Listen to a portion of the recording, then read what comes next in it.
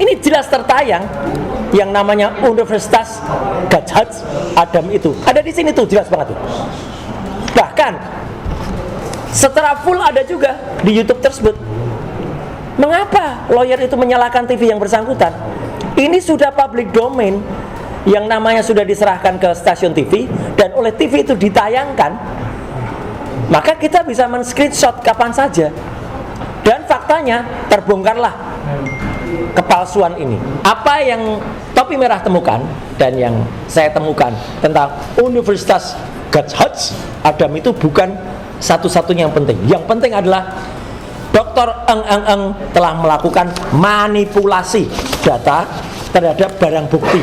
Jadi barang bukti ini dimanipulasi, ditambah emboss, ditambah watermark, dan itu jelas-jelas pelanggaran dari pasal 35 Undang-Undang ITE nomor 11 tahun 2008. Nah, saya mulai dari yang pertama, kawan-kawan semua, bahwa pada tanggal 17 April terbersit kabar bahwa Polda Metro Jaya melalui press conference Dirreskrimum, ya, Polda Metro Jaya itu mengatakan bahwa mereka sudah melimpahkan berkas perkara tahap 2 P19 kepada Kejaksaan Tinggi DKI.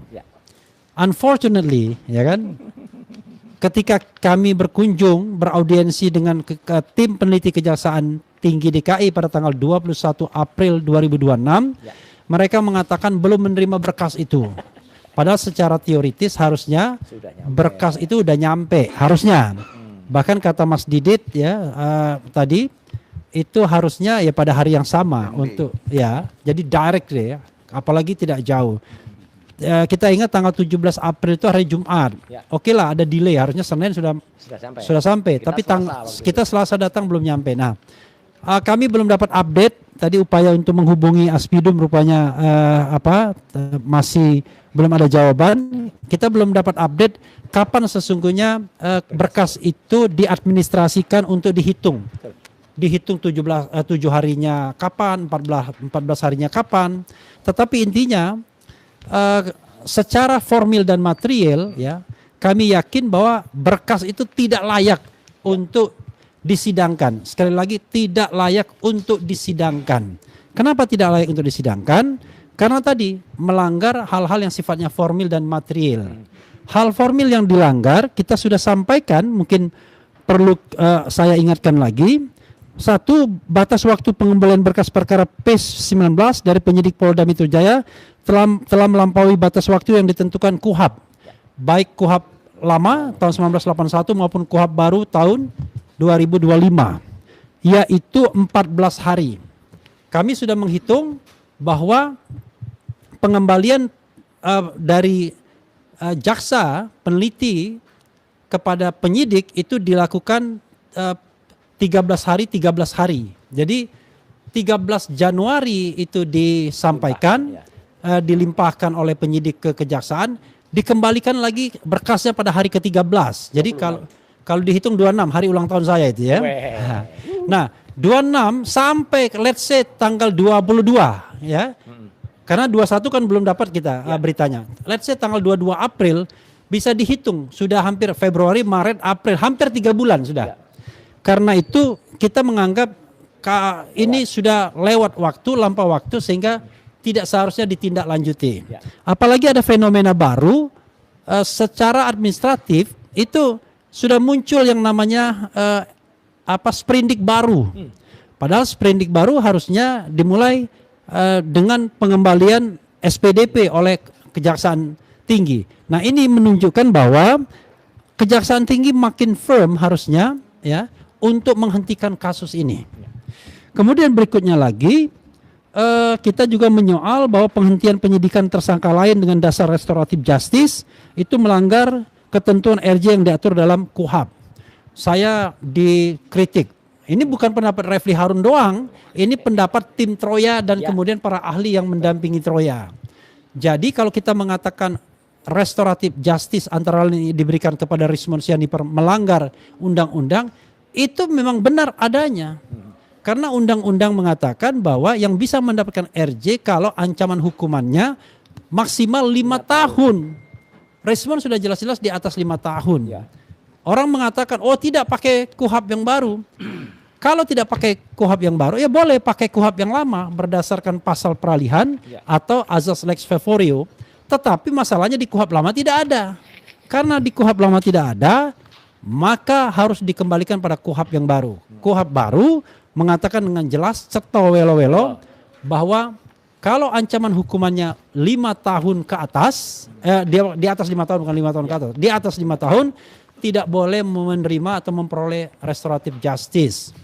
Nah, kita tahu bahwa Rismond dikenakan pasal 32 ayat 1 dan pasal 35 Undang-Undang nomor 11 tahun 2008 tentang informasi dan transaksi elektronik dengan ancaman hukuman 8 dan 12 tahun penjara. Sama seperti dikenakan kepada tersangka lainnya, Mas Roy dan Dr. Tifa. Jadi, sobat sekalian, itu alasan dua ya. Alasan berikutnya adalah kita mengatakan penerapan prinsip good governance dan clean government dalam penegakan hukum pidana. Jadi kalau misalnya selama ini penyidik mendasarkan pada praktik-praktik yang melanggar hukum untuk mengatakan bahwa lewat batas waktu pengembalian berkas tahap 2 itu biasa, lewat batas waktu 14 hari, kami mengatakan bahwa praktik tidak boleh melanggar hukum yang sudah tertulis. Apalagi kita punya rezim baru baik KUHP maupun KUHP yang berusaha menegakkan hukum yang lebih jelas dan tegas. Paling tidak itu promosi Ketua Komisi 3 ya. Yang sampai sekarang belum berani menerima kita ya kan. Kita akan layangkan lagi surat kepada Komisi 3. Nah, jadi karena itu kami mengatakan kalau itu melanggar undang-undang tidak sah. Walaupun praktik selama ini seperti itu. Dan bahkan ya di daerah kami mendapatkan laporan bahwa jaksa mengembalikan SPDP ya, surat perintah dimulainya penyidikan itu ketika sudah melanggar 14 hari ketika pengembalian tahap 2-nya dilakukan dari penyidik kepada jaksa. Sehingga jangan sampai kemudian daerah patuh kepada undang-undang dan tambahan dengan pedoman yang dibuat oleh Kejaksaan Agung, oleh Jaksa Agung ya. Tidak patuh di sini. Justru orang pusat tidak patuh. Jadi jangan sampai begitu. Karena soal kepatuhan ini yang kemudian dipermasalahkan juga sebagai alasan keempat adanya citizen lawsuit mengenai dugaan penyelundupan pasal yang kita sebutkan tadi. Pasal 32 ayat 1, pasal 35 yang mengenakan hukuman yang sangat besar. Walaupun dalam hal ini ya karena sudah dikenakan ya kita mengatakan bahwa respon tidak bisa sebelum pasal itu dicabut. Nah, Mas Roy dan Dr. Tifa sedang mengupayakan agar pasal tersebut dan pasal-pasal lain bahkan itu tidak bisa dikenakan kepada mereka. Nanti secara material substantifnya akan disampaikan oleh Mas Didin. Kemudian alasan kelima kita tahu bahwa penyelidikan dan penyidikan yang dilakukan oleh Polda Metro Jaya bertentangan dengan Undang-Undang nomor 31 tahun 2014 tentang perlindungan saksi dan korban, di mana seharusnya saksi, pelapor, saksi korban itu tidak boleh dikenai tuntutan baik pidana maupun perdata, tidak boleh diproses baik pidana maupun perdata. Dan ternyata mereka diproses baik secara pidana, padahal kasus yang mereka laporkan atau yang akan mereka jadi saksi itu belum selesai diproses di Mabes Polri. Karena selesainya baru tanggal 22 Mei, sementara laporan Pak Jokowi diproses tanggal 30 April. Itu yang bisa disampaikan terkait dengan perkembangan di kejaksaan. Ada poin yang saya harus ingat lagi, nanti akan bisa ditambahkan ya. Nah, lalu mengenai Rismond Sianipar, Troya secara institusi ya, Tifa Royce Advocate secara institusional itu tidak mengambil alih kasus ini, tidak kemudian menjadi volunteer, menjadi pionir untuk melaporkan Rismond Sianipar. Tetapi rupanya ada warga negara yang bernama Irwan dari Morowali itu yang sudah mengadukan Rismond ke Polda Metro Jaya. Barreskrim atau Polda ya? Polda ya? Ke Polda Metro Jaya. Nah, ke Polda Metro Jaya dan kemudian sudah terima LP-nya. Hanya yang menarik nanti akan ditambahkan Al-Katiri lebih kuat, lebih jelasnya. Sebenarnya dari pihak pelapor kami mendapatkan informasi sebenarnya 3 undang-undang yang akan dikenakan kepada Rismon, yaitu 1 KUHP, Kitab Undang-Undang Hukum Pidana, yang kedua adalah Undang-Undang tentang Perlindungan Konsumen, yang ketiga Undang-Undang ITE, Informasi dan Transaksi Elektronik. Tetapi rupanya dalam konteks ini penyidik profesional, dia mengatakan kalau Anda mau menggunakan kalau lapornya di Ditreskrimum seperti ini, maka hanya bisa KUHP, yaitu tindak pidana umum. Ya. Tapi kalau ITE silakan ke cyber. Kalau perlindungan konsumen silakan ke Dirkrimsus, ya, Direktorat Kriminal Khusus. Kami menganggap apa yang disampaikan itu benar adanya. Nah, yang nggak benar itu adalah laporan Jokowi. Kenapa bisa? Karena laporan Jokowi rupanya mencampur adukan antara cyber dan kemudian tindak pidana umum. Terbukti bahwa pasal-pasal yang dikenakan dilaporkan oleh Jokowi adalah pasal KUHP yang lama, Kitab Undang-Undang Hukum Pidana yang lama, pasal 310 dan 311, dan juga Undang-Undang ITE, baik Undang-Undang ITE 2024 maupun ITE yang belum berubah 2008, yaitu pasal 27A, kemudian pasal 32 ayat 1 dan pasal 35. Sementara pasal 28 ayat 2 Undang-Undang ITE 1 2024 itu disampaikan oleh orang lain yang dalam CLS-nya Purnawaran Jenderal dianggap tidak memiliki legal standing. Nah, kami tidak tahu apakah akan ada gelombang laporan kepada Rismon lainnya, tetapi potensi itu paling tidak ada di 2 hal.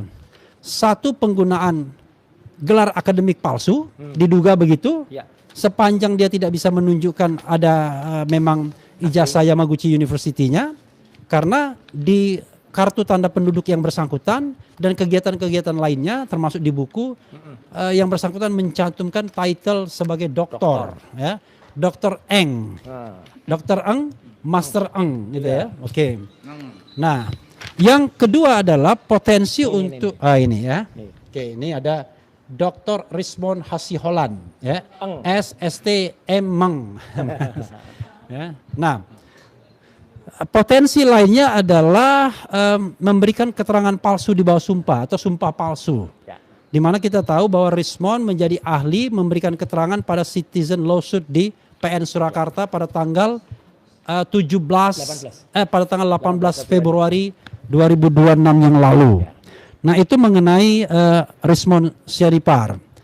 Terakhir kita akan nanti dengarkan apa yang akan disampaikan Mas Roy mengenai perkembangan temuan-temuan terbaru sebelum nanti rekan-rekan memperdalam dari apa yang saya sampaikan sebagai overview. Nanti saya mulai dari Mas Roy dulu karena Mas Roy barangkali mau menyampaikan temuan-temuan yang teman-teman lain untuk mempertajam. Iya, mempertajam dulu. Silakan Mas Didit akan menyampaikan soal tadi kan saya aspek formilnya, mungkin aspek material bahwa sesungguhnya pasal-pasal yang dikenakan sebagai basis penersangkaan itu sebenarnya banyak yang tidak masuk akal, bertentangan dan lain sebagainya. Silakan. Mas Didit. Silakan. Baik, terima kasih Bang Refli. Jadi saya mau fokus ya pada pasal 310 KUHP, kemudian 434 KUHP yang baru. Itu sebagaimana yang tertuang dalam surat perubahan pasal terakhir 30 Maret dari Polda. Jadi dia menggunakan 2 pasal pencemaran nama baik, yaitu 310, tapi yang satu lagi KUHP baru 434 KUHP. Itu fitnah sebenarnya, penggantian dari 311 KUHP lama. Nah, tapi sama aja. Kita bicara 310 dan 311 ya, atau 433 atau 434. 310 ini sebenarnya itu adalah pencemaran nama baik. Kalau 311 pencemaran nama baik dengan fitnah. Nah, itu ada unsur fitnah di sini. Jadi seseorang itu kalau buat laporan nggak boleh galau, nggak pasti. Dia harus pastikan kalau seandainya digunakan pasal 310, dia melaporkan 310, artinya apa? Benar apa yang dikatakan orang yang dilaporkan sebagai pelaku pencemaran nama baik. Itu benar kata-katanya, tapi saudara tidak punya hak untuk bicara di depan publik. Nah, nanti masalah hak itu nanti kita bahas ya. Tapi unsurnya begitu. Tapi yang 311 itu adalah saudara ini ngomong apa? Apa yang saudara katakan itu fitnah.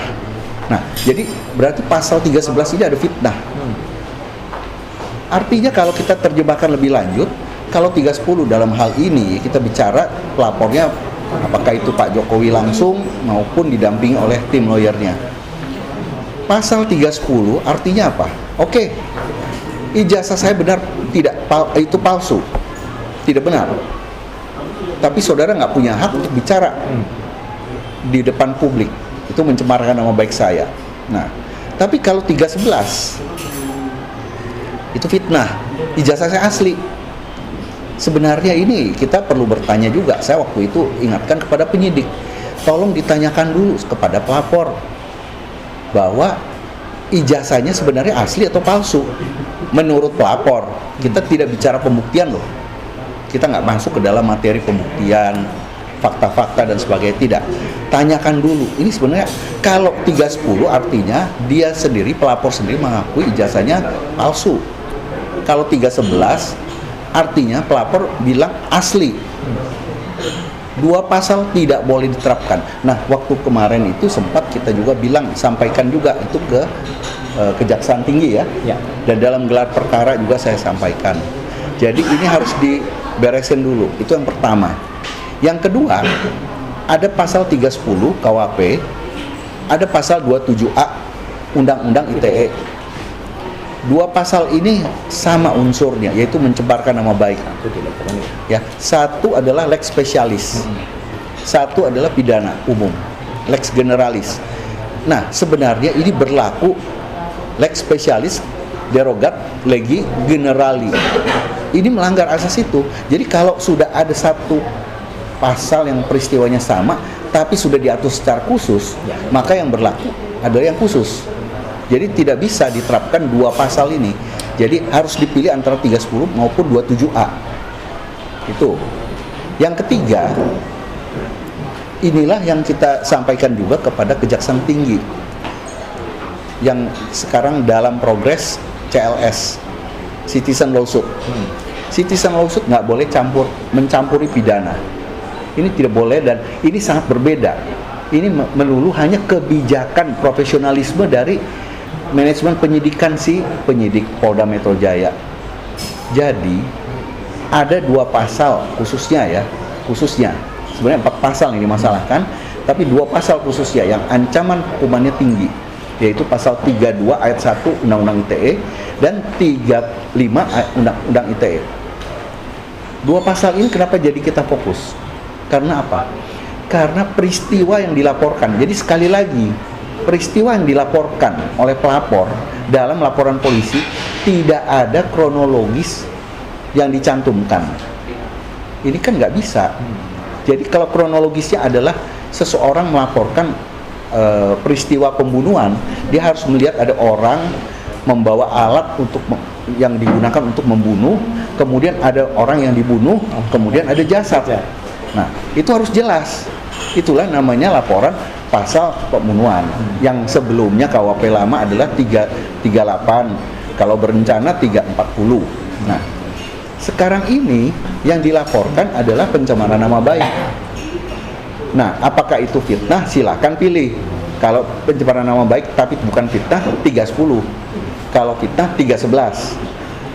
Tapi kalau yang di uraian peristiwanya, saya sempat diperlihatkan laporan polisi pada saat gelar perkara. Ternyata tidak ada uraian kejadian atau peristiwa pasal 35 dan 32 ayat 1, tidak ada. Itulah yang kita bilang penyelundupan pasal. Nah, itu harusnya menjadi perhatian dari Kejaksaan Tinggi, karena kalau dia P21 kan dengan 2 pasal itu, artinya apa? Begitu gugatan CLS dikabulkan bahwa benar ada penyelundupan pasal, berarti kan P21-nya itu menjadi ada sifat melawan hukum di sana. Harus diulang. Artinya apa lagi? Pelanggaran terhadap hak asasi manusia. Itulah masalahnya. Nah, Jadi seharusnya, sepatutnya, seyogyanya berdasarkan pasal 139 KUHP tunda dulu, nggak bisa P21.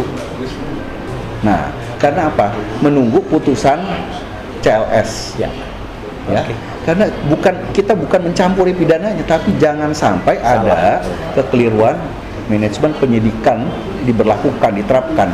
Ya, mungkin dari sana ya. Ya. Cukup. Saya jelaskan. Baik. Terima kasih. Terima kasih. Dan teman-teman, kalau ada besok yang mau hadir besok Senin, jam berapa Pak Didit? Sidang Jam terbuka 9. jam 9 pagi. Pak Didit ini insya Allah akan mengucapkan promosi sidang terbuka untuk doktor di Universitas 17 Agustus. Ya, luar biasa. Terima kasih, Mas. Ya, silakan kalau hadir ya. Para YouTuber boleh siaran langsung, tapi tentu minta tempat yang sopan. Ya. Karena mungkin sidangnya itu lebih tertib Ya. biasanya. Sidang beneran ini, bukan dokter-dokteran. Ini dokter beneran. Bukan dokter. Ya, silakan Pak Al-Qadiri untuk menambahkan. Ada. Terima kasih saya tambahkan. Sebelumnya yang dikatakan Bang Refli tadi saya tambahkan bahwa kemarin Bang Irwan yang dari Morowali tadi itu melaporkan Rismon, ya kan, melaporkan Rismon. Kemudian laporan itu siapa namanya itu Irwan ini sorry mengatakan pada saya, menceritakan pada saya juga, Irwan itu adalah orang yang dikecewakan karena dia yang membeli buku Gibran Endgame itu, yang mana di dalam buku itu ternyata dianulir isinya oleh penulisnya sendiri. Bahkan ini mungkin baru yang pertama ini, bahkan mungkin akan banyak orang yang dikecewakan karena dia membeli buku itu jelas. Cuma kemarin dengan didampingi berapa lawyer dari dua lawyer ya kan, Irwan cerita pada saya pada waktu dia melaporkan ke Ditreskrim ya, Ditreskrim. Iya, dia Ditreskrimum Polda Metro Jaya, ya kan. Itu laporannya itu ada beberapa pasal dengan undang-undang yang berbeda. Yaitu diantaranya ada undang-undang yang baru ya, yang dituliskan di sini, yaitu pasal-pasal yang dikenakan, yaitu pasal 492 yaitu penipuan dengan undang-undang yang baru, KUHP yang baru, dan pasal 486 penggelapan dalam KUHP yang baru tersebut. Kemudian juga diberikan juga undang-undang ITE. Undang-undang ITE yaitu undang-undang tentang penipuan konsumen melalui transaksi elektronik. ITE. Iya, ITE bahasa Inggris. ITE ya. Elektronik. Dan juga pasal 86 Undang-Undang Perlindungan Saksi dan Korban tentang penipuan konsumen sehingga terjadi kerugian ekonomi. Yang menarik, laporan itu bisa dikatakan ditolak ya, ditolak dalam arti tidak boleh menggabungkan antara pidana umum dengan IT, karena menurut mereka unitnya beda. IT itu dipegang oleh cyber, ya kan, sedangkan itu adalah umum ya, pidana umum. Nah, kami juga heran, berarti di sini ada diskriminasi. Karena apa? Jokowi melaporkan klien-klien kami itu dengan dua pasal itu, baik pasal umum maupun pasal ITE, gitu loh. Baik yang itu dijadikan satu. Nah, kenapa itu diterima? Sedangkan Irwan melakukan hal yang sama ya kan, dengan pasal-pasal umum dan pasal-pasal KUHP dan pasal ITE itu ditolak. Nah, ini jelas ini adalah diskriminasi di dalam penerimaan laporan itu. Itu laporan Irwan pada saya waktu itu. Ya. Yang berikutnya yang Bang Refli katakan tadi, yaitu berhubungan dengan apa namanya surat-surat yang ada di sini, ya kan? Ya, kita tahu semua bahwa kejaksaan maupun kepolisian ini sudah tidak sesuai dengan KUHP yang berlaku, yang mana harus 14 hari dan sebagainya. Ini 2 bulan setengah loh, 2 bulan setengah. Bahkan di tengah-tengah kelimpahan itu keluarlah satu surat, yaitu yang 30 Maret itu surat pemberitahuan perubahan penerapan pasal. Di situ ada sprindik baru. Nah ini kan agak aneh juga, sprindik baru dalam proses dokumen itu di dalam penguasaan kejaksaan sudah dilimpahkan maksud saya. Nah, dalam sprindik baru ini itu jelas jika dikeluarkan sprindik baru maka seharusnya sprindik lama dengan SPDP yang lama itu dikembalikan dulu, baru keluar sprindik baru. Jadi itu cacat hukum gitu. Makanya kami juga mempertanyakan bagaimana bisa sprindik baru keluar sedangkan SPDP sprindik lama itu belum dikembalikan. Nah dengan otomatis kan kalau bisa dikembalikan itu kan berarti yang berlaku adalah sprindik baru. Dengan dicabutnya dengan sprindik lama itu, maka seluruh proses due process of law sebelumnya itu batal demi hukum karena adanya sprindik baru. Nah, itu. Yang terakhir saya akan berikan informasi juga, kami telah menerima surat dari atasan PPID. Karena kami kan mengajukan ke PPID ya. Kami terima surat tanggal 22 April, ya kan? PPID yang mana tetap bertahan tidak memberikan dokumen daftar dokumen yang kami minta. Padahal kita hanya menerima daftar dokumen yang karena apa? Kami punya kepentingan karena itu berdampak pada klien kami, hak-hak hukum dari klien kami. Mereka bertahan dengan pasal 17 huruf A angka 1 yaitu Undang-Undang Nomor 14 Tahun 2008 tentang KIP. Dikatakan bahwa jika ini dalam proses hukum, proses penyidikan dan sebagainya ya, proses hukum, maka dengan 17A dia katakan maka tidak dapat diinformasikan pada pihak lain. Padahal ada pasal yang lebih kuat dari itu, yaitu pasal 2 ayat 4 yang menyatakan jika demi kepentingan yang lebih besar, kepentingan bangsa dan negara, maka itu dapat dibuka. Oleh sebab itu, karena jawaban ini sudah final, dalam waktu dekat ini, mungkin awal Mei ya, kita insya Allah akan ajukan permohonan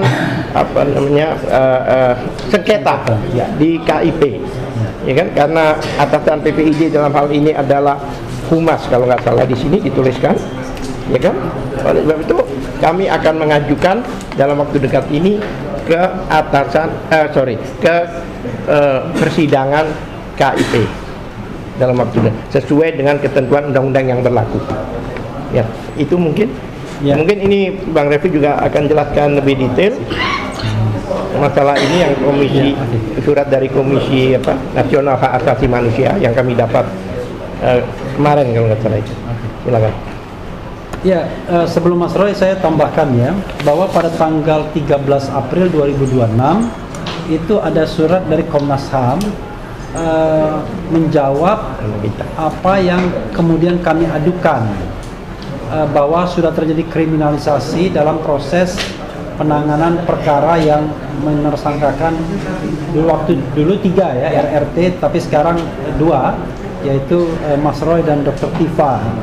Kemudian Komnas HAM setelah berkoordinasi dengan penyidik dan lain sebagainya mengatakan tidak terjadi pelanggaran apapun, begitu ya.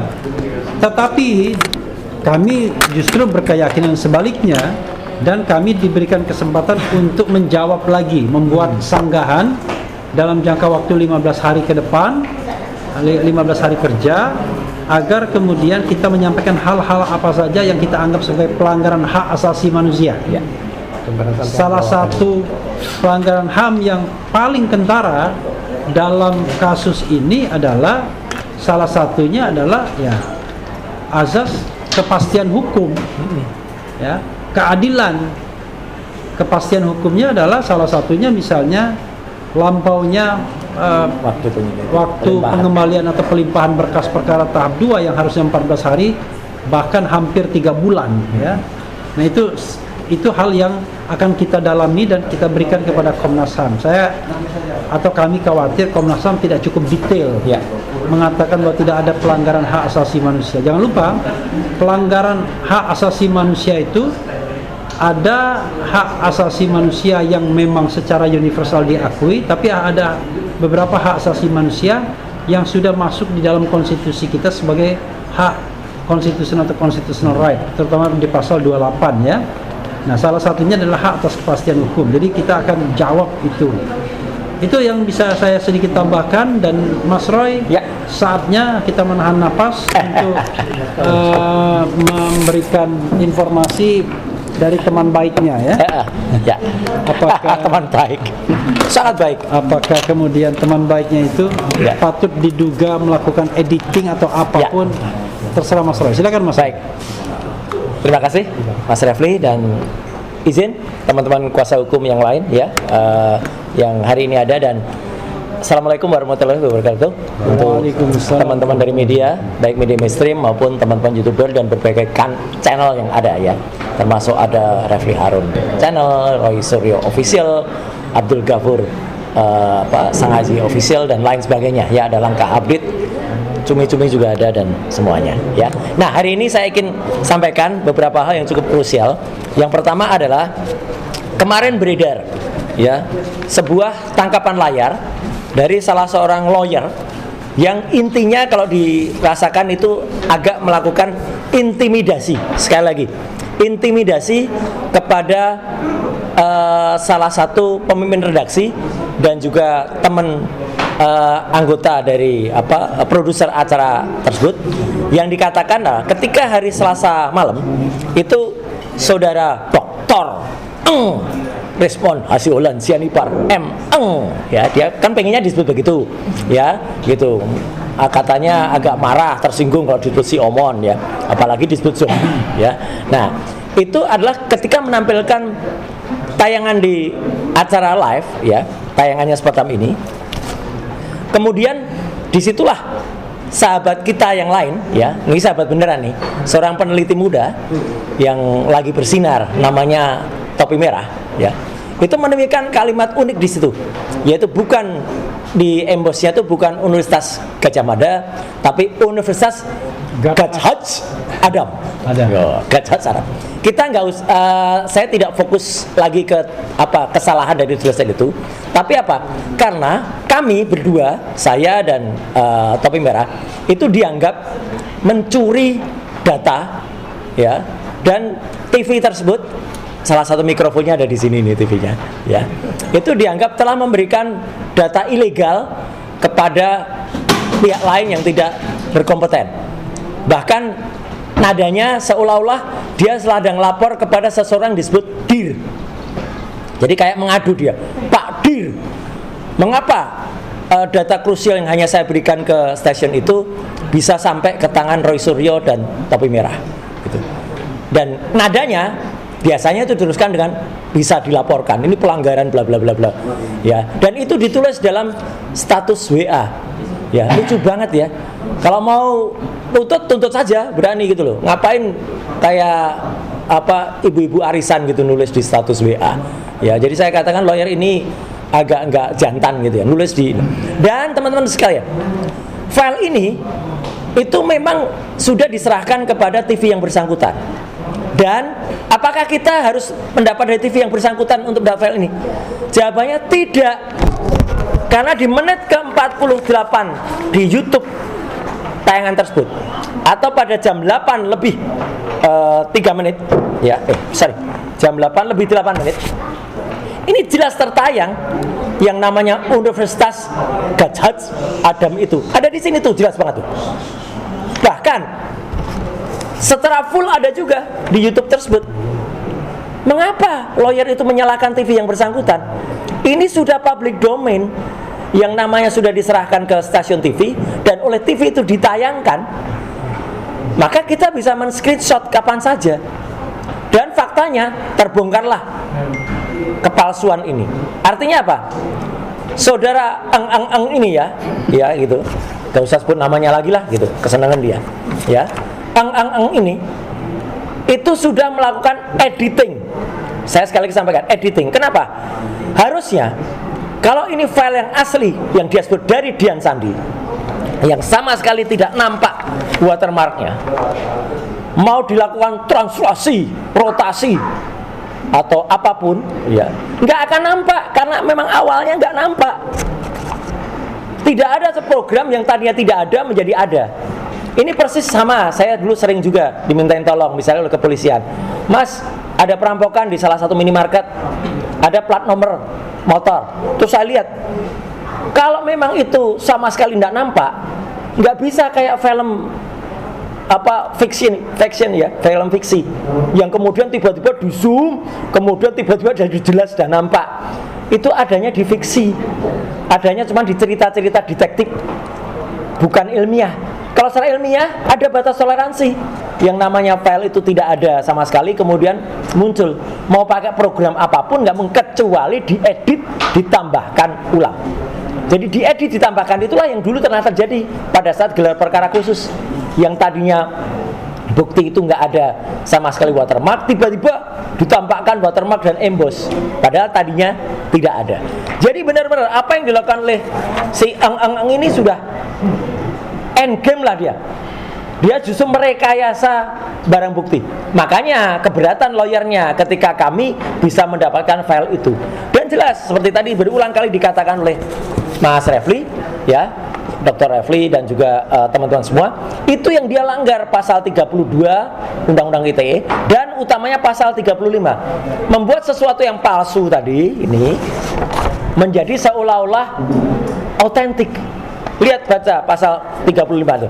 Setiap orang dilarang dengan sengaja atau melawan hukum melakukan manipulasi penciptaan perubahan dokumen elektronik dengan tujuan agar informasi elektronik bla bla bla bla dianggap seolah-olah data yang otentik. Ang sudah melakukan manipulasi. Bahkan itulah yang diancam dengan hukuman maksimal 12 tahun penjara. Ya, jadi artinya clear banget ya. Jadi saya sekali lagi ingin menyampaikan dengan tegas bahwa apa yang dilakukan topi merah dan saya itu justru membongkar satu kebohongan dari Dr. Eng ini, ya, dokter palsu maksudnya, ya, yang itu terungkap bahwa dia melakukan manipulasi editing.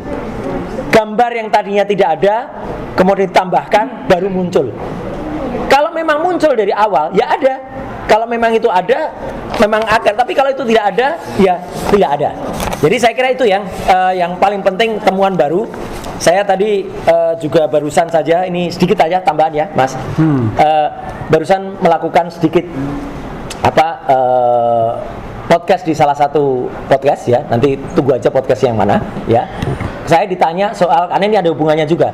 Bagaimana jawaban menurut Mas Roy? Bagaimana jawaban seseorang yang menjawab Pak Yusuf Kalla dengan mengatakan saya orang kampung kok gitu. Nah, kenapa saya harus jawab ini? Ya, karena menggunakan diksi orang kampung itu artinya kampung atau kampungan. Ya, itu ada bedanya. Kalau yang namanya kampungan itu yang ada di bawah ini loh. Nah, dan dia sok menjadi raja. Ya, pernah mau pinjem, tadi saya sebutkan di podcast itu, pernah mau pinjem baju dari raja beneran, untungnya nggak dikasih. Dan kemudian dia pinjem baju, untungnya salah bajunya.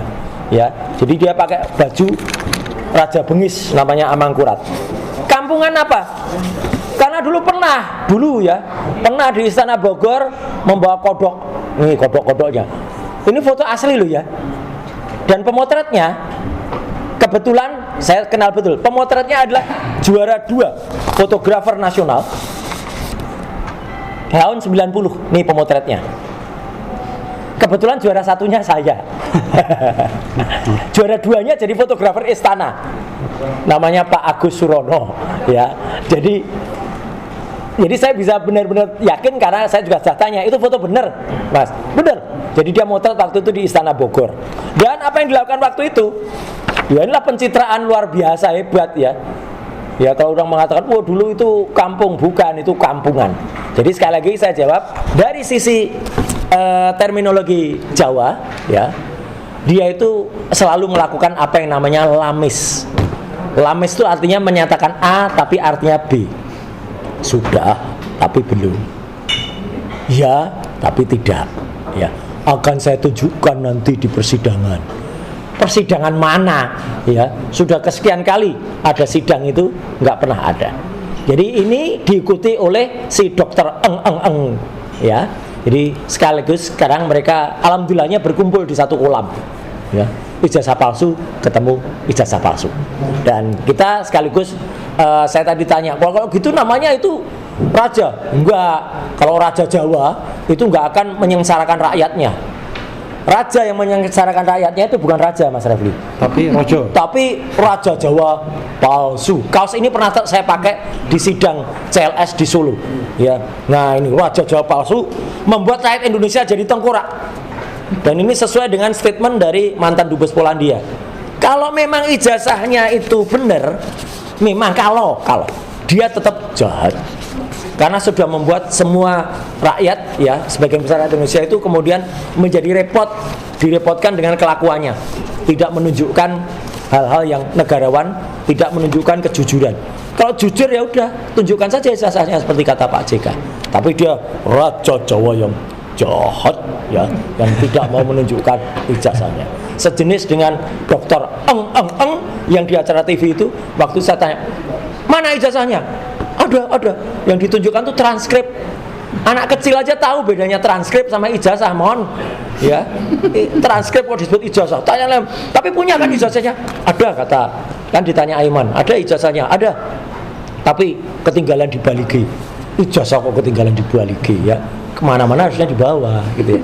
Jadi itu tambahan saya, Mas Rawi. Jadi update-nya apa yang Topi Merah temukan dan yang saya temukan tentang Universitas Gadjah Adam itu bukan satu-satunya yang penting. Yang penting adalah Dr. Eng telah melakukan manipulasi data terhadap barang bukti. Jadi barang bukti ini dimanipulasi, ditambah emboss, ditambah watermark, dan itu jelas-jelas pelanggaran dari pasal 35 Undang-Undang ITE nomor 11 tahun 2008. Terima kasih. Assalamualaikum warahmatullahi wabarakatuh. Mungkin bisa ditambahin. Mic-nya di sini ya. Ya, kawan-kawan semua, saya akan menyampaikan statement terakhir ya, yang kita rumuskan untuk mendesak kasus ini agar segera dihentikan karena sudah tidak layak, sudah melanggar banyak aturan perundang-undangan dan baik formil maupun material, terutama formil.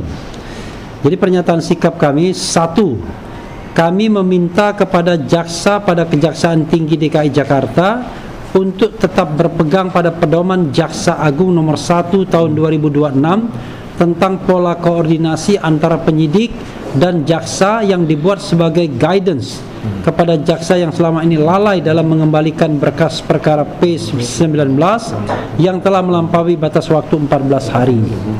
Jadi tidak bisa ditolerir lagi kalau batas waktunya itu sudah 2 bulan lebih, bahkan hampir 3 bulan ya.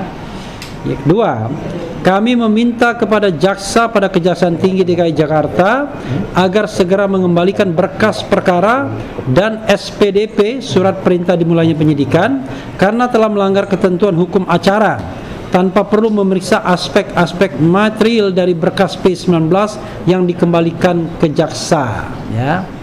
Ya, jadi dia yang dikembalikan jaksa. Jadi kawan-kawan semua, kalau formilnya sudah cacat, sudah bertentangan dengan undang-undang, maka tidak perlu kita periksa materialnya. Harusnya selesai kasus ini. Jadi dihentikan. 3. Kami meminta kepada jaksa pada Kejaksaan Tinggi DKI Jakarta agar menerapkan pedoman Jaksa Agung nomor 1 tahun 2026 secara konsisten. Karena pedoman tersebut mengikat semua jaksa di seluruh Indonesia. Jangan sampai pedoman tersebut diterapkan oleh jaksa di daerah, sementara untuk laporan Pak Jokowi, jaksa pada Kejaksaan Tinggi DKI Jakarta melanggar pedoman Jaksa Agung nomor 1 tahun 2026.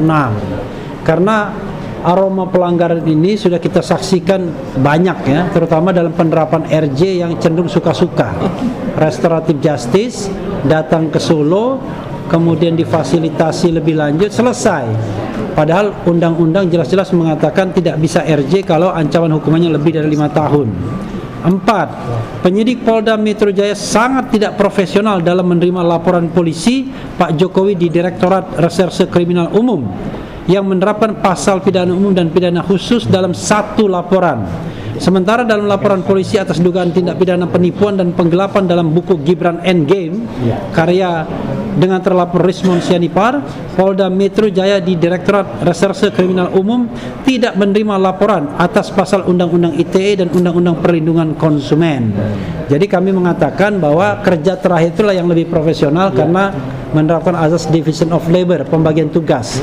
Ada bagian Reskrimum umum, ada bagian cyber, ada bagian Dirkrimsus, ada bagian narkoba sendiri. Jadi direktorat sendiri sesuai dengan mandat atau peristiwa dugaan peristiwa pidana yang dilakukan. Jadi kawan-kawan semua, itu yang bisa kami sampaikan.